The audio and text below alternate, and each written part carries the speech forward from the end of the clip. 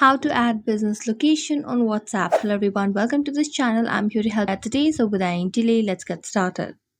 So first of all, launch the Play Store application on your device and search for WhatsApp Business. Make sure that you have installed the application, and if you've already installed it, make sure that you have the latest version over here.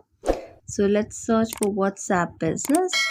And as you can see on the screen, there's no option of update, which means we have the latest version of WhatsApp Business application.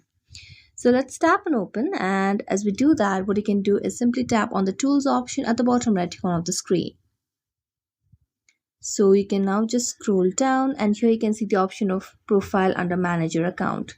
Select on profile and scroll down, and here you can see the option of add address. Select on the option of add address, and here just tap on your business address.